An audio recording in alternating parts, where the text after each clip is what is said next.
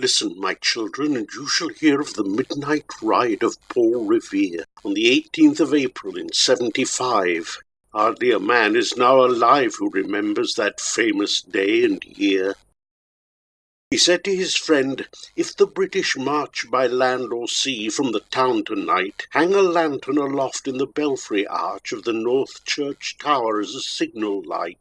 One if by land, and two if by sea, and I on the opposite shore will be, ready to ride and spread the alarm through every Middlesex village and farm, for the country folk to be up and to arm."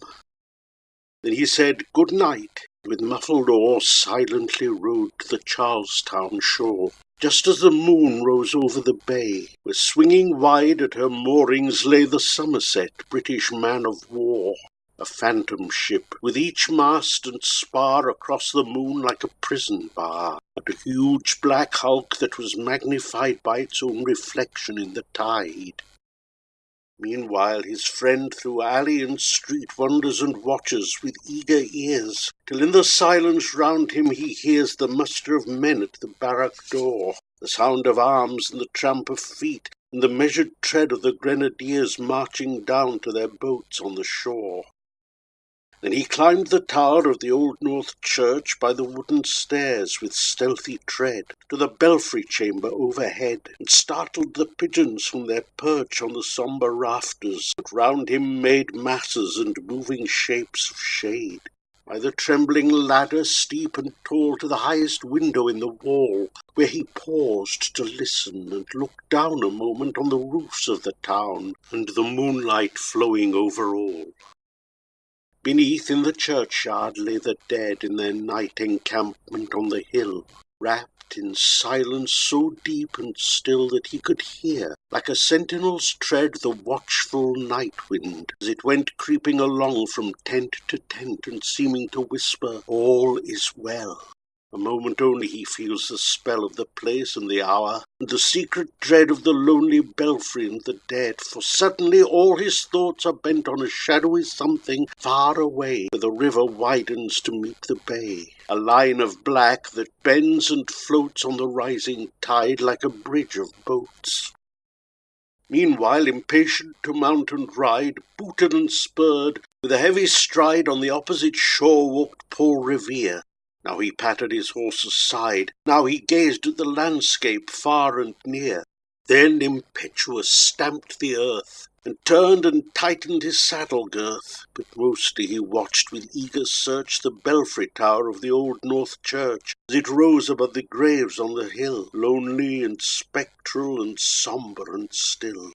And lo, as he looks on the belfry's height, a glimmer, and then a gleam of light.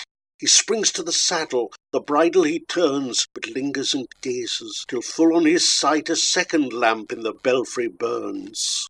A hurry of hoofs in a village street, a shape in the moonlight, a bulk in the dark, and beneath from the pebbles in passing a spark struck out by a steed flying fearless and fleet. That was all. And yet through the gloom and the light the fate of a nation was riding that night, and the spark struck out by that steed in his flight kindled the land into flame with its heat. He has left the village and mounted the steep, and beneath him tranquil and broad and deep is the mystic, meeting the ocean tides, and under the alders that skirt its edge, now soft on the sand, now loud on the ledge, is heard the tramp of his steed as he rides.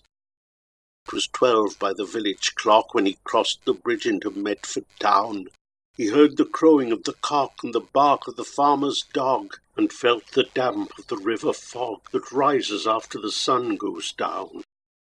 It was 1 by the village clock when he galloped into Lexington. He saw the gilded weathercock swim in the moonlight as he passed, and the meeting-house windows, black and bare, gaze at him with a spectral glare, as if they already stood aghast at the bloody work they would look upon. It was 2 by the village clock when he came to the bridge in Concord town. He heard the bleating of the flock and the twitter of birds among the trees, and felt the breath of the morning breeze blowing over the meadow brown. And one was safe and asleep in his bed who at the bridge would be first to fall, who that day would be lying dead, pierced by a British musket ball. You know the rest. In the books you have read how the British regulars fired and fled, how the farmers gave them ball for ball from behind each fence and farmyard wall, chasing the redcoats down the lane, then crossing the fields to emerge again under the trees at the turn of the road, and only pausing to fire and load. So through the night rode Paul Revere, and so through the night went his cry of alarm to every Middlesex village and farm, a cry of defiance and not of fear, a voice in the darkness, a knock at the door, and a word that shall echo for evermore.